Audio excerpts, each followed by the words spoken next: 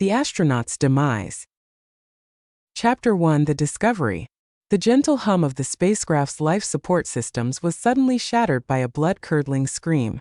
Commander Sarah Chen bolted upright in her bunk, her heart racing as she tried to process what she had just heard. The dim red glow of the emergency lights cast an eerie atmosphere throughout the cramped sleeping quarters. "What the hell was that?"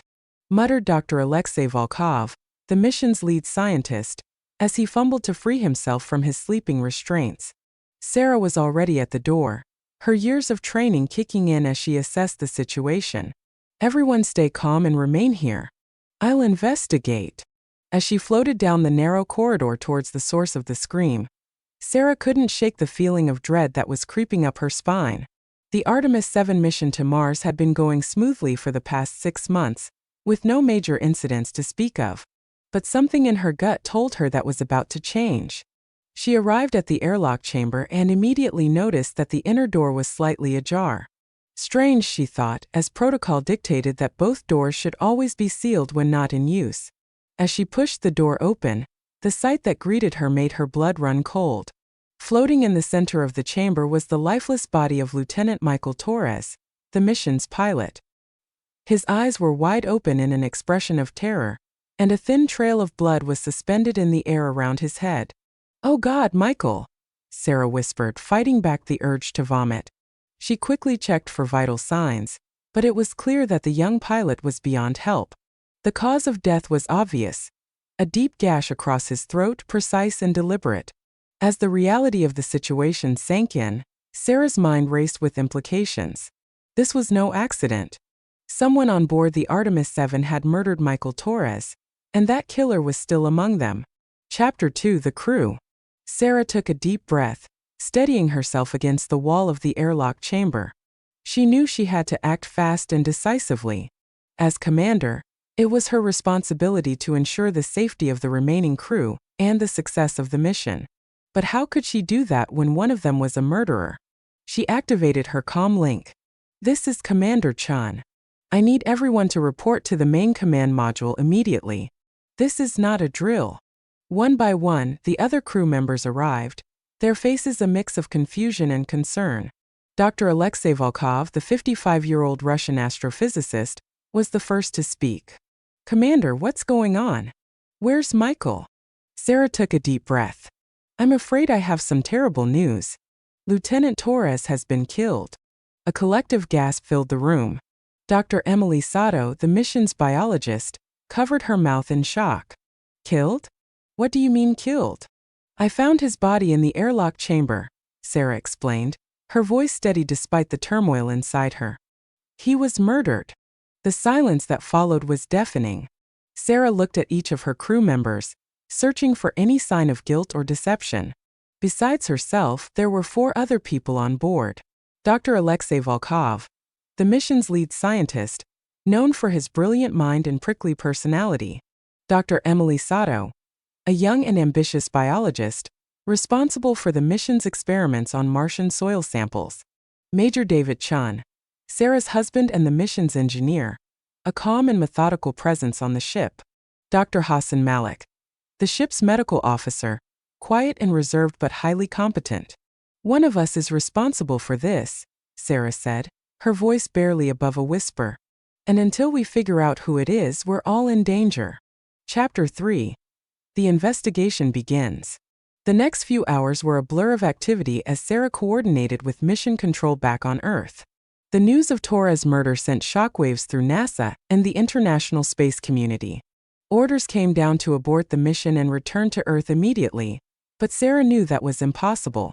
They were already more than halfway to Mars, and turning back now would mean certain death as they didn't have enough fuel or supplies for a return journey. "We're on our own," Sarah announced to the crew after another tense conversation with mission control. "They can't help us from down there. We need to solve this ourselves and keep the mission on track." Dr. Volkov scoffed. "And how do you propose we do that, Commander? We're not detectives. We're scientists and astronauts." Sarah fixed him with a steely gaze. "We're also the only ones who can prevent this from happening again. I need everyone's full cooperation. We'll start by securing the crime scene and gathering evidence." She turned to Dr. Malik. Hassan, I need you to perform an autopsy on Michael's body. See if you can determine the exact cause of death and time of death. Emily, assist him and collect any trace evidence you can find. The two nodded solemnly and left to begin their grim task. Alexei, David, I want you two to go through the ship's logs and security footage. See if you can find anything unusual in the hours leading up to Michael's death. As the others dispersed to their assigned tasks, Sarah felt the weight of command pressing down on her. She knew that every decision she made from this point on could mean the difference between life and death for her crew, and potentially the future of human space exploration. Chapter 4. Secrets and Lies. As the investigation progressed, it became clear that uncovering the truth would be no easy task. The autopsy confirmed what Sarah had initially observed. Michael Torres had died from a single, precise cut to the throat. The murder weapon was likely a utility knife, several of which were stored throughout the ship for emergency use. The time of death was approximately 0200 hours, Dr. Malik reported, his usually calm demeanor shaken by the gruesome task he had just completed. Based on the blood coagulation and other factors, I'd say he was killed no more than an hour before you found him, Commander. Sarah nodded, processing the information. What about trace evidence? Dr. Sato stepped forward, holding up a sealed container. I found some fibers on Michael's uniform that don't match any of our standard issue clothing. They appear to be from some kind of synthetic material, possibly from a personal item. It wasn't much to go on, but it was a start. Sarah thanked them for their work and moved on to check on Alexei and David's progress with the ship's logs. Nothing unusual in the official logs, David reported, his face grim. But we did find something interesting in the personal communication logs. Alexei pulled up a series of messages on the main screen. It seems our dear departed Lieutenant Torres was engaged in some rather heated exchanges with both Dr. Sato and Dr. Malik in the days leading up to his death. Sarah's eyes widened as she read through the messages. Michael had accused Emily of tampering with his soil sample data, potentially jeopardizing months of research. And there was an equally tense exchange with Hassan about medical supplies going missing from the infirmary. Why wasn't I informed about any of this? Sarah demanded, her voice tight with anger and disappointment. David placed a hand on her shoulder. Sarah, you know how it is up here. People try to handle their own problems to avoid disrupting the mission. But now we have a murder on our hands, she finished for him.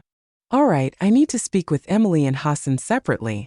And I want the rest of you to go through everyone's personal logs and communications. If there are any more secrets on this ship, I want them exposed. As Sarah prepared to confront her crew members, she couldn't help but feel a sense of betrayal. They were supposed to be a team, united in their mission to push the boundaries of human exploration. How had it come to this? Chapter 5. Interrogations and Revelations. Sarah decided to start with Dr. Emily Sato. The young biologist was visibly nervous as she entered the small conference room that doubled as an interrogation chamber. Have a seat, Emily, Sarah said, gesturing to the chair across from her. I need to ask you some questions about your recent interactions with Lieutenant Torres. Emily's eyes widened. I don't know what you mean, Commander. Sarah pulled up the messages on her tablet. These exchanges suggest otherwise. Michael accused you of tampering with his soil sample data. Want to tell me what that was about? The young scientist's face crumpled. It wasn't like that, I swear. Michael misunderstood what I was doing. I was running some additional tests on the samples trying to isolate a particular strain of bacteria. I didn't tamper with anything. And you didn't think to bring this conflict to my attention? Sarah pressed. Emily looked down, ashamed. I thought I could handle it. I didn't want to cause any trouble or make it seem like I couldn't do my job. Sarah sighed. It was a common enough sentiment among young crew members eager to prove themselves. Where were you last night between 0100 and 0300 hours? I was in the biolab running simulations. You can check the logs, Emily replied quickly. Sarah nodded. I will. Thank you, Emily. You can go. As Emily left, Sarah couldn't shake the feeling that the young scientist was hiding something. But was it related to the murder, or just professional insecurity? Next up was Dr. Hassan Malik. The medical officer entered the room with his usual calm demeanor, but Sarah noticed a slight tremor in his hands. Hassan, I need to ask you about the missing medical supplies Michael mentioned in his messages to you. The doctor's face remained impassive. Ah yes. That was a misunderstanding. We had a small inventory discrepancy that was later resolved. Michael was overzealous in his concern. Sarah leaned forward. A misunderstanding that led to a heated argument? Hassan's eyes flickered briefly. Michael could be quite intense at times. I assure you, Commander, the matter was resolved amicably. I see, Sarah said, not entirely convinced. And where were you during the estimated time of Michael's death? I was in my quarters sleeping. I'm afraid I don't have any way to verify that, Hassan replied, his voice steady. As Hassan left the room, Sarah felt her frustration growing. Everyone had an explanation, but no one had a solid alibi. And she couldn't shake the feeling that they were all hiding something. Chapter 6. Tensions rise. As the days wore on, the atmosphere aboard the Artemis 7 grew increasingly tense. The crew, once a cohesive unit, now eyed each other with suspicion and fear. Sarah did her best to maintain order and keep the mission on track, but it was clear that the murder had taken a toll on everyone. Dr. Volkov became more irritable than usual, snapping at the others over minor issues. Emily withdrew into herself, spending long hours alone in the biolab. Hassan maintained his professional demeanor, but Sarah noticed he was taking more frequent inventory checks of the medical supplies. Even David, her rock throughout this ordeal, seemed distant and preoccupied. Sarah caught him having hushed conversations with Alexei that would abruptly end when she approached. One evening, as Sarah was reviewing the latest data transmissions from Earth, she heard raised voices coming from the galley. She rushed to investigate and found Alexei and Emily in a heated argument. You had no right to access my personal files, Emily shouted, her face red with anger. Alexei sneered. I had every right. The commander ordered us to investigate everyone. Or have you forgotten that one of us is a murderer? Stop it, both of you. Sarah intervened, physically placing herself between them. What's going on here? Emily pointed an accusing finger at Alexei. He's been going through my personal logs, invading my privacy. I was following orders, Alexei defended himself. And I found something interesting. Our young Dr. Sato here has been conducting unauthorized experiments with the Martian soil samples. Experiments that could potentially contaminate our entire mission. Sarah turned to Emily, her expression a mix of disappointment and concern. Is this true? Emily's anger deflated, replaced by shame. Ah yes, but it's not what you think. I discovered something in the samples, something that could be revolutionary. I wanted to be sure before I reported it. That wasn't your decision to make, Sarah said firmly. We have protocols for a reason, Emily. Your actions could have put the entire mission at risk. As Sarah dealt with the situation, she couldn't help but wonder if this revelation was somehow connected to Michael's murder. Had he discovered Emily's secret experiments? Was that the real reason for their conflict? The incident served to further fracture the crew's already strained relationships. Trust, the most vital component of any space mission, was rapidly eroding. And Sarah knew that without trust, their chances of survival, let alone solving the murder, were slim to none. Chapter 7. A second victim. Just as Sarah thought things couldn't get any worse, disaster struck again. She was awakened in the middle of the night by the ship's emergency alarm. Heart-pounding, she rushed to the source of the disturbance, the airlock chamber where Michael's body had been found. To her horror, she discovered Dr. Hassan Malik floating lifeless, his body contorted in what must have been his final, agonizing moments. Unlike Michael's clean surgical wound, Hassan's death was messy and violent. His throat had been crushed, and there were signs of a struggle. No, no, no, Sarah muttered, her mind reeling from the shock. How could this have happened again? She had implemented stricter security measures, including buddy systems and regular check-ins. How had the killer managed to strike again? As the rest of the crew arrived at the scene, their reactions ranged from stunned disbelief to outright panic. Oh God, not again, Emily whimpered, turning away from the gruesome sight. Alexei's face was ashen. This is impossible. We were all supposed to be in our quarters. David moved to examine the body, his engineer's mind already analyzing the scene. Sarah, look at this, he said, pointing to Hassan's hand. Clutched tightly in the dead man's fist was a small piece of fabric, the same synthetic material Emily had found on Michael's body. Sarah's mind raced. This had to be a clue, but what did it mean? Was it planted to mislead them? Or had Hassan managed to grab it from his attacker in his final moments? As she coordinated efforts to secure the new crime scene and preserve evidence, Sarah couldn't shake a terrifying thought. The killer was escalating. 2 murders in less than a week, each more violent than the last. If they didn't solve this soon, how many more would die? Chapter 8. Suspicions and Accusations. The mood aboard the Artemis 7 had shifted from tense to outright paranoid in the wake of Hassan's murder. The remaining crew members barely spoke to each other, each lost in their own thoughts and suspicions. Sarah called an emergency meeting in the command module. As she looked at the faces of her crew, Alexei, Emily, and David, she realized that one of them was almost certainly a killer. The thought made her sick to her stomach. "We can't go on like this," she began, her voice steady despite her inner turmoil. 2 of our colleagues are dead, and we're no closer to finding out who's responsible. I need everyone to lay their cards on the table. No more secrets, no more lies. Our lives depend on it. Alexei was the first to speak up. "I think it's obvious who the prime suspect should be," he said, his eyes fixed on Emily. "Dr. Sato here has already admitted to conducting unauthorized experiments. Who knows what else she's been hiding?" Emily's face flushed with anger. "That's ridiculous. I would never hurt anyone, let alone kill them. If we're pointing fingers, what about you, Alexei? You've been acting strange ever since Michael died. Always snooping around, accessing everyone's personal files." "I was investigating as the commander ordered," Alexei shot back. "Unlike some people, I take my responsibilities seriously."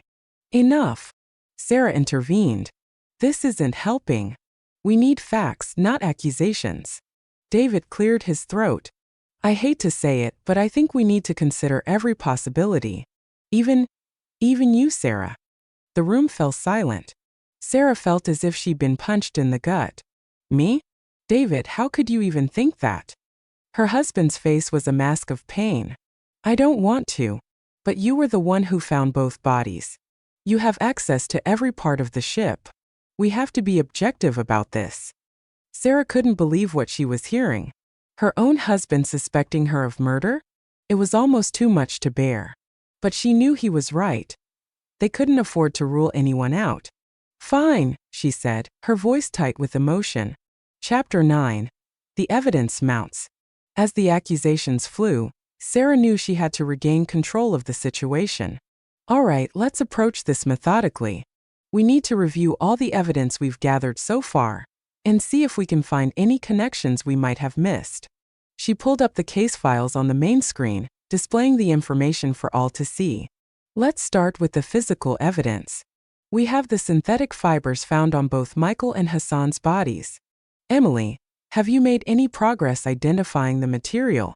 Emily nodded, seemingly grateful for the chance to focus on facts rather than accusations. "Yes, I've been able to narrow it down. It's a specialized fabric used in some of our thermal undergarments. The problem is we all have access to those." "What about the murder weapons?" David asked. "The first was likely a utility knife, but the second—" "Manual strangulation," Sarah finished. "Which suggests our killer is physically strong and possibly trained in hand-to-hand combat." Alexei snorted. "That hardly narrows it down. We're all in peak physical condition. It's a requirement for space travel." Sarah ignored his comment and continued. "Then there's the timing of the murders.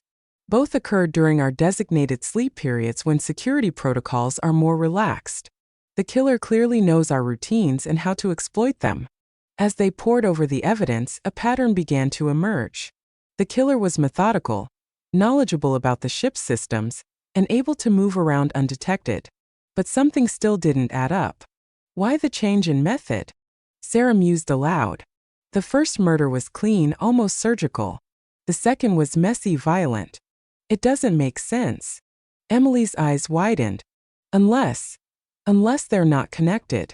What if we're dealing with two different killers? The suggestion sent a chill through the room. The idea of one murderer among them was terrifying enough, but two? Seemed almost unthinkable. That's a disturbing theory, Dr. Sato, Alexei said, his voice dripping with sarcasm. Convenient, too. It would certainly muddy the waters, wouldn't it? Before Emily could respond, an alert sounded from the communications panel. David moved to check it, his face growing pale as he read the message. It's from Mission Control, he said, his voice shaking. They've been reviewing our transmissions and ship's logs. They think they've identified a prime suspect. Sarah felt her heart racing. Who? David looked up, his eyes meeting hers. You, Sarah. They think you're the killer. Chapter 10, Betrayal in the Void. The accusation from Mission Control hit Sarah like a physical blow. She stumbled back, gripping the edge of the console for support. That's impossible, she whispered. There has to be some mistake. Alexei's eyes narrowed. Is it a mistake, Commander? Or have we finally uncovered the truth? Sarah looked around at her crew, seeing suspicion and fear in their eyes. Even David, her husband and partner, seemed uncertain. She took a deep breath, forcing herself to remain calm. I don't know why Mission Control has come to this conclusion, but I can assure you all I am not the killer. Then explain why you were the one to find both bodies, Alexei pressed. Explain why the murders occurred during times when you had access to all areas of the ship. I'm the commander, Sarah shot back. Of course I have access. It's my job to ensure the safety of this crew and the success of our mission. Emily spoke up, her voice timid. What about the physical evidence? The fibers are from a material we all have access to, Sarah finished. Look, I know how this looks. But I swear to you, I had nothing to do with these murders. We need to stick together and find the real killer before anyone else gets hurt. David moved to stand beside her, placing a hand on her shoulder. I believe you, Sarah. I know you. You're not capable of this. His support gave her strength, but she could see that Alexei and Emily were far from convinced. The tension in the room was palpable, threatening to tear the crew apart. Suddenly, the ship's alarms blared to life. Red warning lights flashed throughout the command module. What now? Alexei growled, moving to check the nearest console. Sarah's training kicked in, pushing her personal troubles aside. Status report now? David's fingers flew over the controls. We've got a breach in the outer hull. Sector 7 near the cargo bay. Atmospheric pressure is dropping fast. Emergency protocols now? Sarah ordered. Emily, Alexei, get to the emergency suits.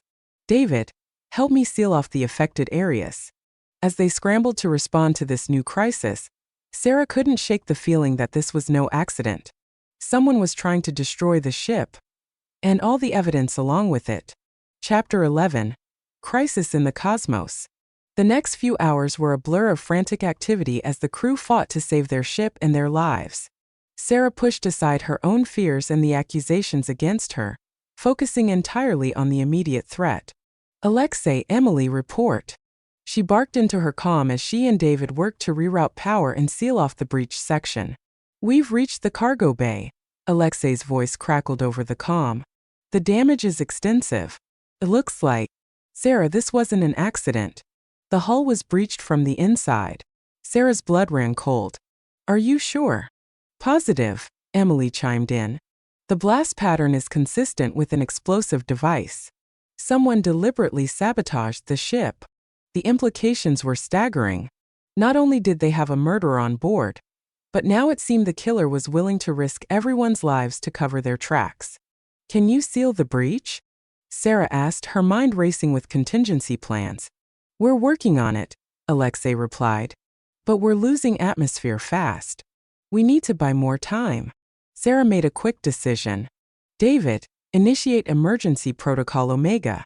We need to shut down all non-essential systems and divert power to life support and the force fields. Her husband nodded grimly, understanding the gravity of the situation. Protocol Omega was a last resort measure, designed to keep the crew alive in the event of catastrophic damage to the ship. It would leave them floating dark and silent in space, but it might just save their lives. As the lights dimmed and the familiar hum of the ship's systems faded away, Sarah felt a moment of utter despair. How had it come to this? Their mission, once filled with such promise and hope, had devolved into a nightmare of murder and sabotage. But she couldn't afford to dwell on it now. Her crew needed her regardless of their suspicions. She had to find a way to save them all and expose the real killer before it was too late. Chapter 12. Revelations in the Dark. With the Artemis 7 running on minimal power, the crew gathered in the dimly lit command module. The emergency lights cast eerie shadows across their faces, highlighting the fear and exhaustion etched into their features. "Status report," Sarah demanded, her voice hoarse from hours of shouting orders. David consulted the flickering displays. "We've managed to seal off the breach section, but we've lost about 30% of our oxygen supply. At current consumption rates, we have maybe 72 hours before it becomes critical." Alexei slumped into a chair, his usual bravado gone. "So we're going to suffocate before we even reach Mars. Wonderful." "We're not dead yet," Sarah snapped. "But we need to face facts. The sabotage proves that our killer is willing to sacrifice everyone to avoid detection. We can't afford to wait any longer. We need to solve this now." Emily nodded, her face pale but determined. "I've been thinking about the evidence, trying to see if there's anything we've missed. And I think I might have found something." All eyes turned to the young biologist as she pulled up a series of chemical analyses on her tablet. "I've been running tests on the trace evidence we found at both crime scenes. There's a unique chemical compound present in both samples. It's not something naturally occurring on the ship." "What is it?" David asked, leaning in to examine the data. Emily took a deep breath. "It's a synthetic pheromone, one that I've been developing as part of my research into Martian soil bacteria. It's highly experimental and not officially part of our mission parameters." Sarah's eyes widened as the implications sank in. "Your unauthorized experiments? The ones Michael confronted you about?" Emily nodded, her eyes filling with tears. "I'm so sorry. I never meant for any of this to happen. I was just so excited about the potential of my research. I thought if I could prove its value, it would justify bending the rules a little." Alexei's face darkened with anger. "So you killed Michael to keep him quiet? And Hassan when he got too close to the truth?" "No," Emily cried. "I swear I didn't kill anyone. But I think I know who did." All eyes turned to Emily as she struggled to continue. "The night Michael died, I saw someone leaving the airlock chamber. I didn't get a good look, but I saw them carrying something. I thought it was just routine maintenance, but now—" "Who was it, Emily?" Sarah pressed, her heart pounding. Emily's eyes met David's, filled with a mixture of fear and regret. "I'm sorry, Commander. It was David. I saw David leaving the airlock that night." The revelation hit Sarah like a physical blow. She turned to her husband, searching his face for any sign of denial or shock. But what she saw instead made her blood run cold. David's expression was one of calm resignation, tinged with a hint of sadness. "David," she whispered, unable to believe what she was seeing. "Tell me it's not true." Her husband, her partner in both life and this mission, met her gaze steadily. "I'm sorry, Sarah. I never wanted you to find out like this." Chapter 13. The Truth Unravels. The command module fell into stunned silence as the weight of David's confession settled over them. Sarah felt as if the floor had dropped out from beneath her, leaving her floating in a void of disbelief and betrayal. "Why?" she managed to choke out, her voice barely above a whisper. "David, how could you do this?" David's face was a mask of regret and determination. "I did what I had to do to protect the mission. To protect all of us." Alexei lunged forward, his face contorted with rage. "Protect us? You murdered 2 of our crew members." Sarah held up a hand, stopping Alexei in his tracks. Despite the turmoil inside her, she knew she had to maintain control of the situation. "Let him explain," she said, her voice steadier than she felt. David nodded gratefully at his wife before addressing the crew. "It started with Michael. He discovered something in the Martian soil samples, something that could have derailed the entire mission if it got out." Emily's eyes widened. "The bacteria I've been studying? But that's a groundbreaking discovery. Why would that be a problem? Because it's not just bacteria, David replied grimly. It's evidence of current complex life on Mars. The kind of life that would force us to abandon all plans for colonization. The implications of his words hung heavy in the air. Decades of planning, billions of dollars in investment, the dreams of entire generations. All of it would be for nothing if they were forced to preserve Mars in its natural state. Michael was going to report it, David continued. I tried to reason with him to make him see the bigger picture. But he wouldn't listen. He was going to throw away everything we've worked for. Sarah felt sick to her stomach. So you killed him? Your friend, our colleague. David's eyes pleaded for understanding. I didn't want to. But the fate of human space exploration was at stake. I couldn't let one man's idealism destroy our future. And Hassan? Alexei demanded. What was his crime? He was starting to piece things together, David admitted. The missing medical supplies, the inconsistencies in the logs. I couldn't risk him exposing the truth. Emily shook her head in disbelief. But the sabotage? You were willing to kill us all. That wasn't me, David insisted. I swear, I had nothing to do with the hull breach. I've been trying to figure out who was behind that as much as you have. Sarah's mind raced, trying to process everything she'd heard. Part of her wanted to believe that there was still some misunderstanding, that her husband couldn't possibly be capable of such calculated violence. But the evidence was overwhelming.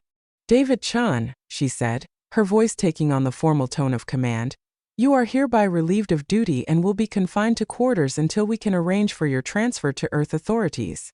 As Alexei moved to restrain David, Sarah felt a piece of her heart shatter. The man she loved, the person she trusted most in the universe, had betrayed not just her but everything they had sworn to uphold as astronauts and scientists. But even as she grappled with her personal anguish, a new fear began to take hold. If David wasn't responsible for the sabotage, then who was? And what else might they be planning? Chapter 14, Countdown to Disaster. With David confined to quarters under Alexei's watchful eye, Sarah, Emily, and Alexei gathered in the command module to assess their situation. The revelations of the past few hours had left them all shaken, but they knew they couldn't afford to dwell on their shock and betrayal. Time was running out. All right, Sarah began, forcing herself to focus on the immediate problems at hand. We still have a saboteur to deal with, and we're rapidly running out of oxygen. Ideas. Emily consulted her tablet. I've been going over the ship systems. Whoever planted that explosive knew exactly where to hit us for maximum damage. It wasn't just about creating a hull breach. They specifically targeted our main oxygen recycling unit. Alexei frowned. But why? If David is telling the truth about not being involved in the sabotage, then who else would want to destroy the ship? Sarah's mind raced, trying to piece together the puzzle. What if it's not about destroying the ship? What if it's about forcing us to turn back? Emily's eyes widened in understanding. Of course. If we can't complete the mission to Mars, all of David's concerns about the discovery of life become moot. We'd have to return to Earth for repairs. But who would have the expertise to pull off something like this? Alexei mused. It would require intimate knowledge of the ship's systems, access to explosives, and the ability to move around undetected. A chilling realization dawned on Sarah. Someone like the ship's engineer, she whispered. Someone like David. The implications were staggering. Had David been playing them all along? Was his confession just another layer of deception? Before they could discuss it further, an alarm blared from the life support console. Emily rushed to check it, her face paling as she read the display. We've got another problem, she announced grimly. The backup oxygen system is failing. We're losing air faster than we thought. Sarah felt a wave of despair threatening to overwhelm her, but she pushed it aside. Her crew needed her now more than ever. How long do we have? Emily's voice trembled as she replied. At this rate? Less than 24 hours. The gravity of their situation settled over them like a shroud. They were millions of miles from Earth, their ship crippled, with a dwindling air supply and a killer in their midst. Seemed like an impossible situation. But Sarah Chen hadn't become the commander of humanity's most ambitious space mission by giving up in the face of impossible odds. She straightened her shoulders, a look of determination settling over her features. "All right, here's what we're going to do," she began, her voice steady and confident. "Emily, I want you focused on finding a way to extend our oxygen supply. Scavenge what you can from the non-essential areas of the ship. See if you can rig up some kind of temporary recycling system." Emily nodded, already pulling up schematics on her tablet. "Alexei, you and I are going to have another talk with David. If he's behind the sabotage, we need to know why, and if there are any other surprises waiting for us. If he's not, then we need his expertise to help us survive this." As they moved to carry out their tasks, Sarah couldn't shake the feeling that they were missing something crucial. The pieces of the puzzle were there, but they weren't quite fitting together. She just hoped they could solve the mystery before they ran out of air and time. Chapter 15. Confrontations and Revelations. Sarah and Alexei made their way to David's makeshift cell, a repurposed storage compartment near the ship's aft section. As they approached, Sarah steeled herself for the confrontation ahead. The man behind that door was both her husband and a confessed murderer, a contradiction she was still struggling to reconcile. "Are you sure you're up for this?" Alexei asked, his usual brusque manner softened by a hint of concern. Sarah nodded firmly. "I have to be. We need answers, and we need them now." They entered to find David sitting on the floor, his back against the wall. He looked up as they entered, his eyes locking onto Sarah's. For a moment, she saw a flicker of the man she had fallen in love with, kind, brilliant, passionate about their shared dreams of space exploration. But then reality came crashing back, and all she could see was a stranger. "David," she began, her voice steady despite the turmoil inside her, "we need to talk about the sabotage." He frowned, confusion evident on his face. "I already told you I had nothing to do with that. Why would I jeopardize the entire mission?" Alexei scoffed. "Perhaps for the same reason you murdered 2 of our crew members? To protect your precious secret." David shook his head vehemently. "No, you don't understand. I did terrible things, but it was all to preserve the mission, to ensure that humanity's future in space wasn't derailed. Destroying the ship goes against everything I was trying to protect." Sarah studied her husband's face, searching for any sign of deception. Despite everything, she found herself wanting to believe him. If not you, then who? Who else would have the knowledge and opportunity to plant that explosive? David's eyes widened suddenly, a look of realization dawning on his face.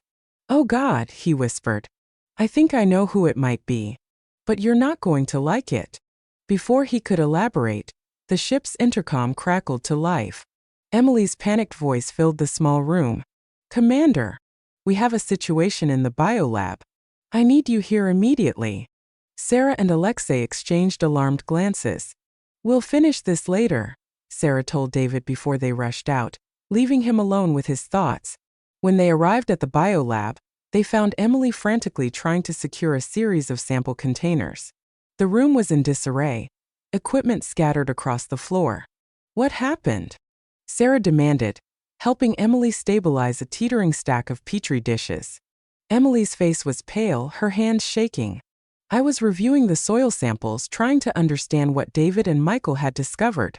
But when I opened the containment unit, I found this." She held up a small device, barely larger than a thumbnail. Alexei leaned in to examine it. "Is that a transmitter?" Emily nodded grimly. "Not just any transmitter. It's designed to broadcast on frequencies used by non-terrestrial probes. Someone has been sending our data somewhere else." The implications hit Sarah like a physical blow. "Are you saying we have a spy on board? Someone working for another space agency?" "It's worse than that," Emily replied, her voice barely above a whisper. "Based on the transmission patterns and frequencies, I don't think this data was meant for any Earth-based receiver.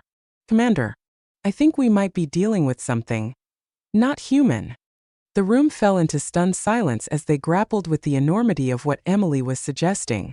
Could it be possible? Had they unknowingly made first contact with an alien intelligence?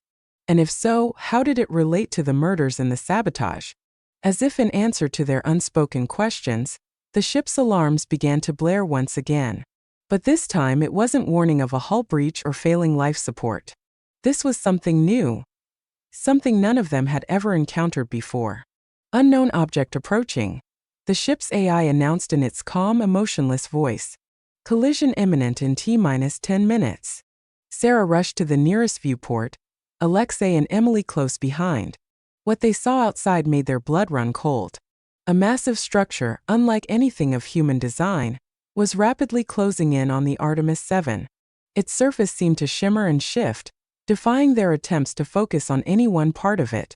As they stood there, frozen in a mixture of awe and terror, Sarah realized that everything they thought they knew about their mission, about the murders, about the very nature of their place in the universe, was about to change forever. Chapter 16 First Contact. The next 10 minutes were a blur of frantic activity as Sarah, Alexei, and Emily raced to prepare for the impending encounter. Alarms blared throughout the ship, adding to the sense of urgency and barely contained panic. Emily, gather all the data you can on that transmitter and the soil samples. We need to understand what we're dealing with, Sarah ordered, her training kicking in despite the unprecedented nature of the situation. Alexei, I need you to prep the emergency escape pod. If things go south, we may need a quick exit.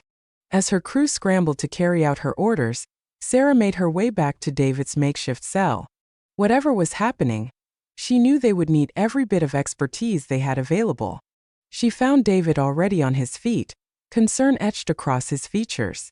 Sarah, what's going on? The alarms. We don't have time for a full explanation, she cut him off, deactivating the force field that kept him confined. But it looks like we're about to make first contact with a non-human intelligence. I need your help. David's eyes widened in shock, but to his credit, he quickly composed himself. What do you need me to do? Help me establish communication, Sarah replied, already heading towards the command module. If we're going to survive this, we need to understand their intentions. As they worked to calibrate the ship's communication array, Sarah briefed David on Emily's discovery and the approaching object. His face grew increasingly pale as he absorbed the information. Sarah, he said quietly, his hands pausing over the controls, there's something you need to know. About why I did what I did. She turned to face him, sensing the weight of his words. What is it? David took a deep breath. The life we discovered in the Martian soil, it wasn't just complex. It was intelligent, microscopic, but with clear signs of organized behavior and communication. I was afraid that if we reported it, all future missions would be canceled. Humanity would lose its chance to expand beyond Earth. Sarah felt as if the floor had dropped out from beneath her. You killed to keep that secret? David, do you realize what you've done? Before he could respond, the ship shuddered violently. Outside the viewport, the alien structure had drawn even closer, its surface now alive with pulsing lights and shifting patterns. Incoming transmission, the ship's AI announced. Unknown origin and format. Sarah and David exchanged a look of mingled fear and anticipation. This was it, the moment that would change everything. Put it through, Sarah ordered, her voice steady despite the pounding of her heart. At first, there was nothing but static and strange undulating tones. But then, slowly recognizable words began to form. Humans of Earth vessel. A voice unlike anything they had ever heard before resonated through the command module. We have been waiting for you. Chapter 17, Revelations and Choices. The alien voice, simultaneously familiar and utterly foreign, filled the command module. Sarah, David, and the rest of the crew stood in stunned silence, trying to process what they were hearing. Who are you? Sarah finally managed to ask, her voice barely above a whisper. The response came in that same unsettling tone, words forming out of impossible sounds. We are the Guardians. We have watched your kind for millennia, waiting for the day you would reach beyond your cradle. Alexei, who had joined them in the command module, couldn't contain himself. Are you responsible for the sabotage? For the murders on our ship? There was a pause, as if the alien intelligence was considering how to respond. We have not directly intervened in your vessel's operations, but we have influenced events to bring about this meeting. Sarah's mind raced, trying to connect the dots. The transmitter in the soil samples. The microscopic life David discovered. It was all you. Yes, the voice confirmed. We seeded your Mars with life forms designed to catch your attention, to test your reaction, to see if you were ready. David stepped forward, his face a mask of anguish and realization. Ready for what? To join the galactic community, the Guardians replied. But your actions have given us pause. You have shown a willingness to destroy and deceive in pursuit of your goals.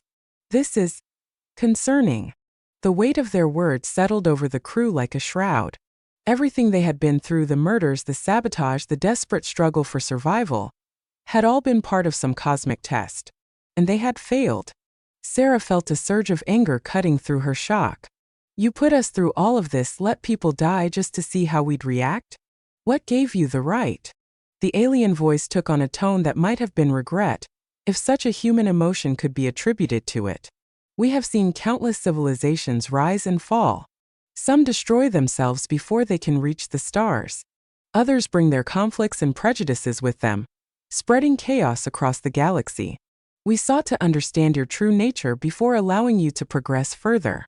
Emily, who had been quietly processing everything, suddenly spoke up. But you're communicating with us now. Does that mean we still have a chance? There was another pause, longer this time. When the Guardians spoke again, their words carried a sense of finality. We are at a crossroads. The choice of humanity's future now rests with you, the crew of this vessel. You may choose to return to Earth, to warn your people of what you have encountered. Or you may choose to continue your journey, to meet us and learn the truth of your place in the universe. But know this, your choice will determine the fate of your entire species. As the implications of the Guardians' ultimatum sank in, Sarah looked around at her crew. She saw fear, confusion, and uncertainty in their eyes. But she also saw determination and a flicker of hope. They had set out on this mission to push the boundaries of human knowledge and exploration. Now they faced a decision that would alter the course of human history forever. What's it going to be, Commander? Alexei asked, his voice uncharacteristically subdued. Sarah took a deep breath, feeling the weight of billions of lives resting on her shoulders. Whatever they decided, there would be no going back. The future of humanity hung in the balance, and it was up to them to choose. Chapter 18: The Decision. Sarah looked at each member of her crew, reading the mixture of fear, anticipation, and determination in their eyes. This was a decision that would affect not just their lives, but the future of all humanity. She knew she couldn't make it alone. Before we decide, she began, her voice steady despite the turmoil inside her. I want to hear from each of you. What do you think we should do? Alexei spoke first, his usual bravado tempered by the gravity of the situation. We came here to explore, to push the boundaries of human knowledge. Turning back now, when we're on the cusp of something monumental, goes against everything we've trained for. I say we continue forward. Emily nodded in agreement. As a scientist, the opportunity to learn from an advanced alien civilization it's beyond anything I could have imagined. The potential benefits to humanity could be immeasurable. David, still grappling with the consequences of his actions, looked conflicted. Part of me wants to go forward to see what's out there. But we have to consider the risks. If we make the wrong choice, we could be dooming Earth to isolation or worse. Sarah absorbed their input, weighing each perspective carefully. She turned to the viewport, gazing at the alien structure that loomed before them. Its impossible geometries and shimmering surface served as a stark reminder of how little they truly understood about the universe. After a long moment of contemplation, she made her decision. We're going forward, she announced, turning back to face her crew. We embarked on this mission to expand human knowledge and push the boundaries of exploration. Turning back now would be a betrayal of everything we stand for. She saw relief and excitement flash across Alexei and Emily's faces, while David nodded solemnly, accepting her decision. Sarah activated the communication array. Guardians, we have made our choice. We wish to continue our journey and meet with you. The response came almost immediately, the alien voice resonating through the command module. Your decision is noted, humans of Earth. Prepare yourselves for what lies ahead. The journey will not be easy, but it will redefine your understanding of existence. As the alien structure began to shift and transform before their eyes, opening up to receive their ship, Sarah felt a mix of anticipation and trepidation. They were about to embark on a journey beyond anything humanity had ever experienced. "All right, everyone," she said, her voice filled with determination. "Let's make history." Chapter 19, Beyond the Veil. The Artemis 7 was enveloped by the alien structure, drawn into a swirling vortex of light and impossible geometries. The crew braced themselves, unsure of what to expect as their ship passed through what seemed to be a barrier between realities. When the disorientation subsided, they found themselves in a vast chamber that defied human comprehension. The walls, if they could be called that, seemed to shift and pulse with living energy. Streams of data and information flowed through the air like rivers of light. "My God," Emily whispered, her scientific mind struggling to process what she was seeing. "It's like we're inside a living computer." Before they could fully take in their surroundings, a figure materialized before them. It was vaguely humanoid in shape, but its form seemed to be composed of pure energy, constantly shifting and reforming. "Welcome, children of Earth," the being spoke, its voice resonating not just in their ears but in their minds. "I am a representative of the Guardians. We have much to discuss." Sarah stepped forward, her heart pounding but her voice steady. "We're ready to learn. But first I need to know why us? Why test humanity in this way?" The Guardian's form rippled, as if considering how best to explain. "Your species stands at a crucial juncture. You have the potential for greatness but also for terrible destruction. We have seen civilizations like yours rise and fall countless times across the galaxy. Some ascend to join the cosmic community. Others destroy themselves or become a plague upon the stars." David, still grappling with the consequences of his actions, spoke up. "And the murders on our ship? The sabotage? Was that all part of your test?" The Guardian's form pulsed with what might have been regret. "We did not directly cause those events, but we influenced the circumstances that led to them. We needed to see how you would react under extreme stress, how you would balance individual desires against the greater good." Alexei scoffed, his skepticism overriding his awe. "So you manipulated us like lab rats? Played with our lives to satisfy your curiosity?" "We understand your anger," the Guardian replied. "But you must understand the stakes. The knowledge we are about to share with you will fundamentally alter the course of your civilization. We needed to be certain you were ready." Sarah felt a mix of emotions: anger at being manipulated, excitement at the prospect of new knowledge, and a deep sense of responsibility.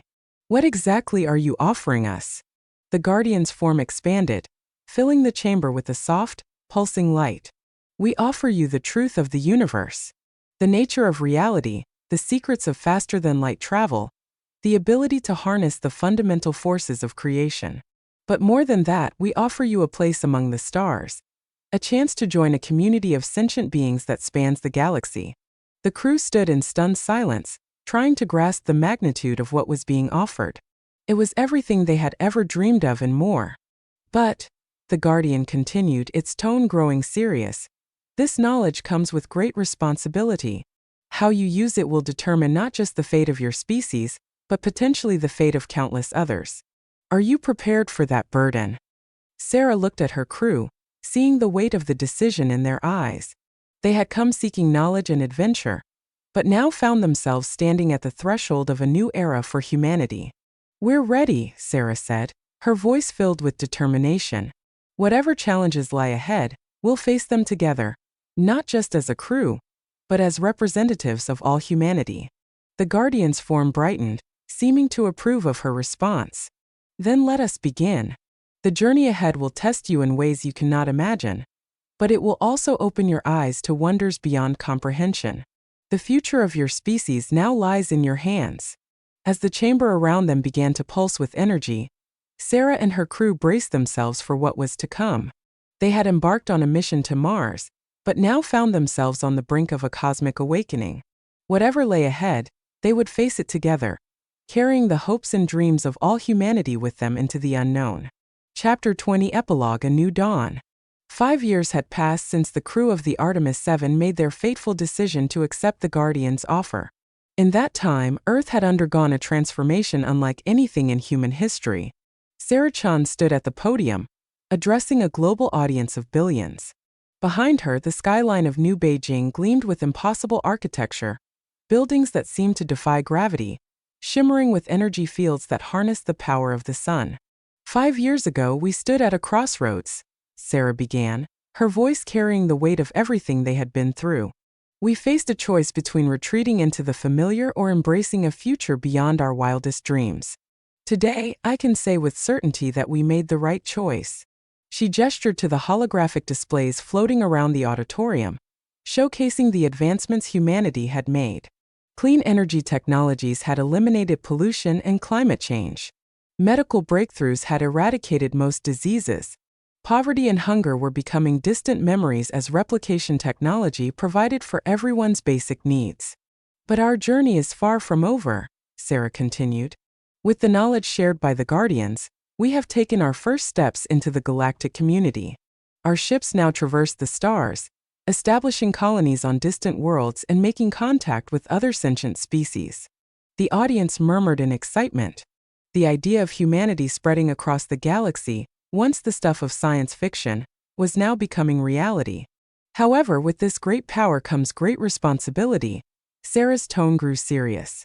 We must never forget the lessons we learned on that fateful mission. The temptation to use our new abilities for personal gain, or to dominate others, is ever present.